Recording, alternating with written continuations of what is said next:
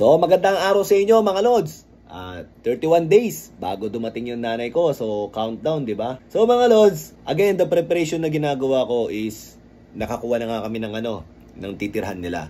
So yung another preparation na nabanggit ko sa inyo is yung kumuha ko ng sasakyan na second hand. Na which is tingin ko mas magkakasya kami dahil yung kotse ko kasi maliit eh. Toyota Corolla na luma. Alam niyo naman, Toyota Corolla kahit luma, kahit nga sabi ng may sira, may tumutunog na. Basta umaandar, gamitin mo lang, di ba? Ganoon naman ang Toyota Corolla. But anyways mga lods, ngayon ang kinuha ko is second hand na Montero. Na sa tingin ko mas magkakasya kami. Kasi kung ako, misis ko, and then yung dalawang bata, pagkatapos tatlo yung darating, 7. So, 7 naman ang capacity niyan, legally, di ba? But anyways, yung dalawa, bata naman. So, maluwag pa rin kami. So, yun. So, nangyari mga lods, dumating yung sasakyan, nakuha ko. So, marami mga hidden na mga sira. Yung mga pang-ila, hindi. Ano ba mga sira? Yung mga tagas ng mga makina.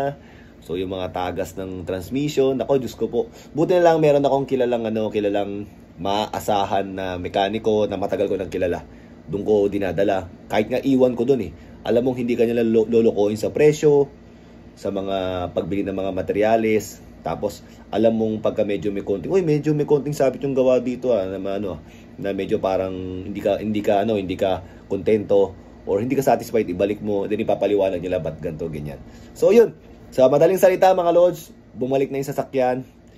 After 2 days kong tinetest, wala nang tagas. And maayos naman yung takbo. Actually maayos naman yung takbo.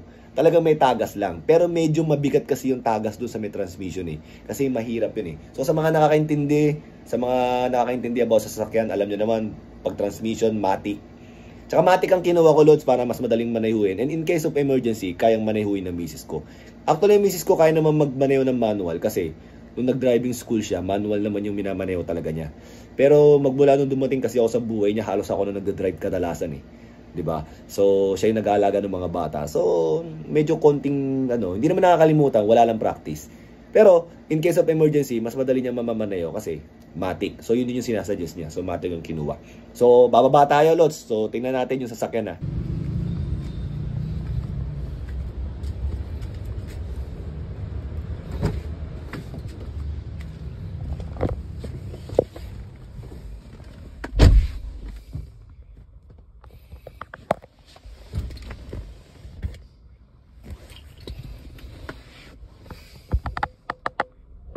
So mga lods, nandito na tayo sa loob ng sasakyan. So nakita nyo naman habang papasok tayo ng sasakyan, medyo may mga blemish ng konti yung yung pintura.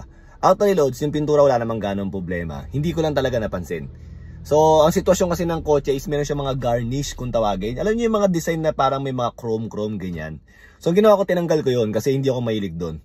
And then discover ko, pinunturahan to, hinilamusan ng manipis nang hindi tinanggal yung mga yun, kaya merong marks. But anyways mga lods, simple things lang yun. Ang mas mahalaga kasi sa akin dito yung andar ng sasakyan. So yung andar ng sasakyan kasi talagang maayos. Nung drive test ko siya bago kunin. So yung safety muna syempre ng nanay ko, ng buong pamilya namin lahat. Ang una kong inisip. Kaya yun yung una-una kong tingnan yung andar. Wala naman delay. Ang ganda ng takbo ng transmission. Wala akong nakikitang parang nag-i-sleep o kaya parang kung tawagin is nag-jerk, ganun. Wala, maayos naman lahat, pati pagliko, ganyan. May konting tumutunog dito sa may bearing dito na nilagyan ng WD-40, nawala yung tunog. So, okay naman. So, eventually, nung tumagal, mga isang linggo yata, tinitingnan ko. So, yun na nga may tumagas. Kasi madalas ang ginagawa dyan, nililinisan eh. But anyways, mga lods, second hand na sasakyan nga eh. So, napagawa ko naman ayon sa kwento ko sa inyo. Ngayon, okay na. Ilang araw na, wala pa ring tagas. So, ang mga update na gagawin ko dito siguro is yung yung matting. Actually, meron ng matting na dadating. And ipapakita ko rin sa inyo. Siguro ilalagay ko lang sa yellow basket kung saan ako kumuha. Yung magandang klase na para pag-aalis kami, punta kami ng probinsya. Siyempre, malupa o kaya maputik.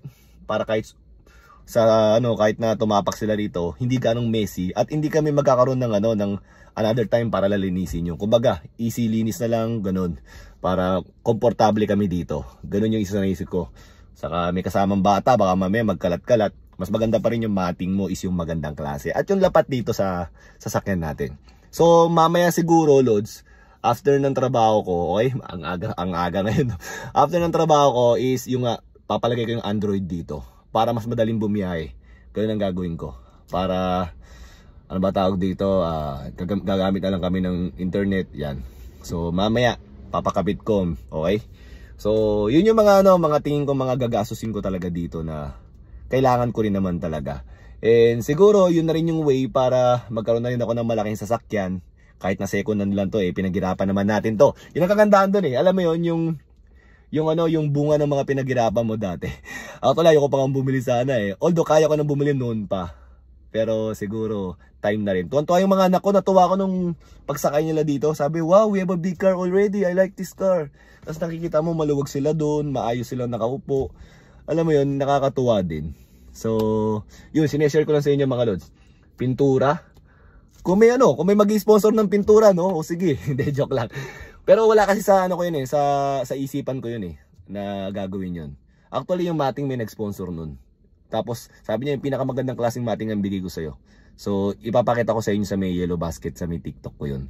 Ganun na lang ang gagawin ko. So, yun mga lods, nakita nyo na yung sasakyan na gagamitin natin pagdating ng nanay ko. Konting na lang, konting ayos at konting linis na lang, okay na siya. And marami pa akong time para paanda rin siya ng paanda rin. Para makita talaga yung kondisyon ng sasakyan na alam kong safe kami. So siguro baka mag-PMS pa ako niyan. Pero kung merong magmamagandang loob na i-PMS yung sasakyan natin, okay? Bakit naman hindi? But anyways mga lods, salamat sa pakikinig sa kwento natin. And i-update ko kayo unti-unti. Actually, ang nanay ko pala, ang pinsan ko pala, binati ako ng Merry Christmas. Although ang alam ko, Buddhist sila. So, hindi sila Katoliko, hindi sila Christian. Alam ko, Buddhist talaga sila. Kasi naalala ko yung lola ko pala dati. Nung binanggit ko yung about sa Christianity, about sa, di ba, sa ganyan. Oy, nothing about religion debate wala. Parang nabanggit ng ng lola ko na ganito yan, ganyan yan. So, parang doon ko nalaman na, Buddhist pala sila. So, tatay ko kasi yung in line with Christianity. But anyways mga lods, ayokong ganun pag-usapan yung about doon. Pero binabati pa rin nila ako ng happy holidays dito sa may bansa natin. Kasi alam nila very big talaga dito ang Christmas So ilang mga lods, okay? So magandang araw sa inyo lahat and enjoy your day until tomorrow, okay? Thank you!